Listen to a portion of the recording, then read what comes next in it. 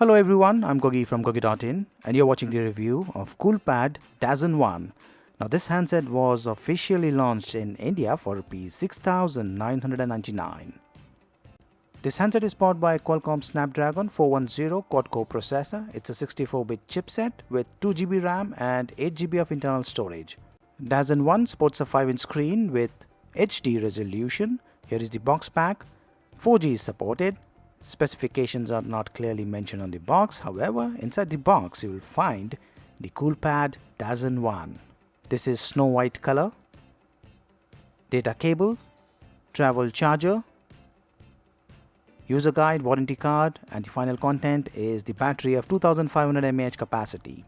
As mentioned, this handset sports a 5-inch screen with 1280 by 720 pixels resolution. It's black and white color combination, nice curvy sides.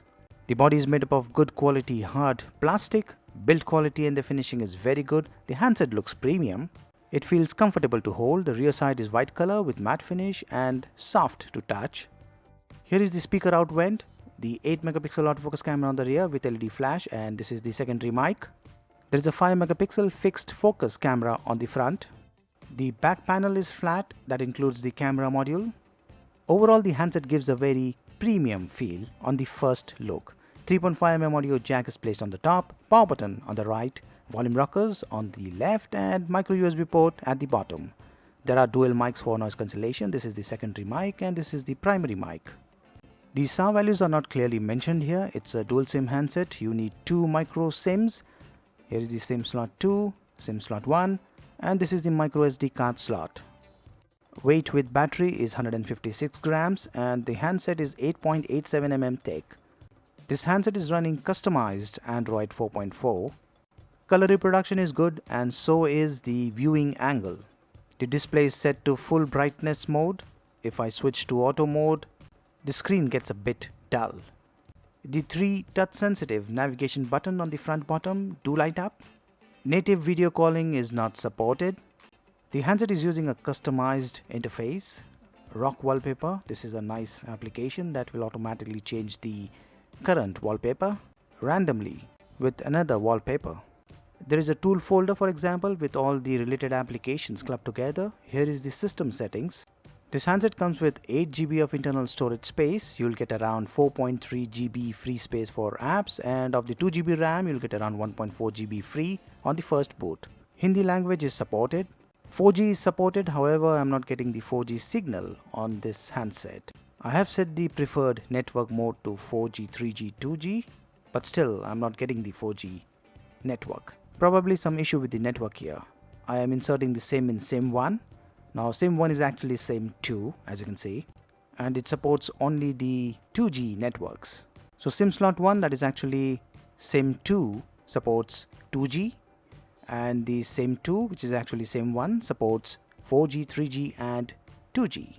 Off-screen gestures are supported and there is also the action and screen option with glove mode, mistouch prevention and multi-screen. When you enable multi-screen, you will be able to use 2 applications in 2 different windows, as you can see. You can also resize the window using this option here.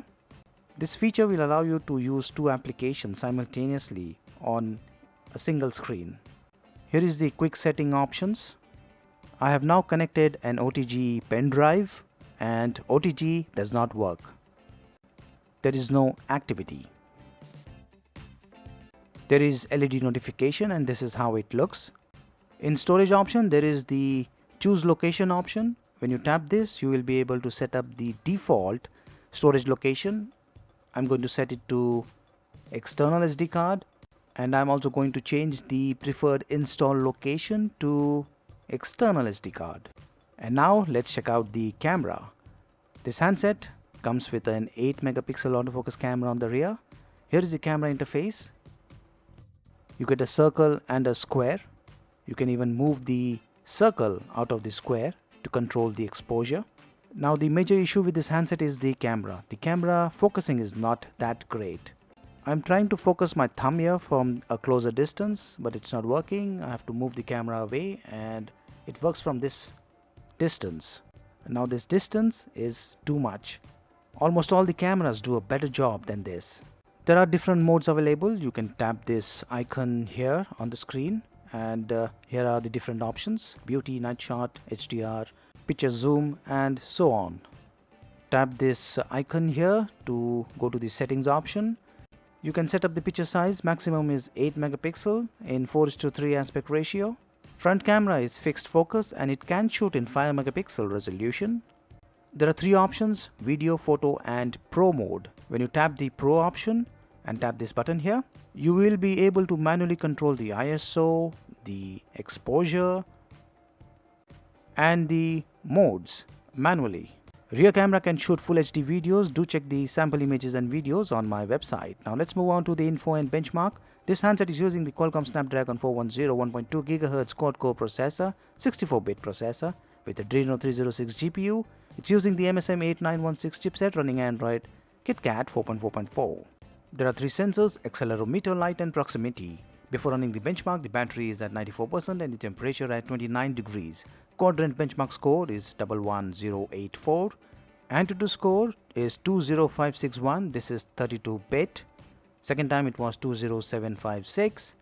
Nina Mark II is at 52.0 FPS and this handset supports 5-point multi-touch. After 12 minutes, the battery dropped by 3% and the temperature is 34 degrees. Let's play some games.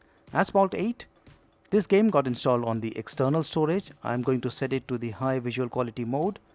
The game is not very smooth, but there is some G sensor calibration issue, as you can see. I'm going to shift to medium visual quality mode. The game plays well in this mode. There is the calibration issue and there is no option to reset it. I played this game for about 27 minutes. The battery dropped by 7% and the temperature is 34 degrees. Coolpad Dazen 1 is competing with the Xiaomi Redmi 2 handset. Both these handsets are using the same hardware and also priced the same. Dazen 1 has an advantage and that is 2 GB RAM as compared to Redmi 2. However, a Redmi 2 display and the camera is much better when compared with Dazen 1.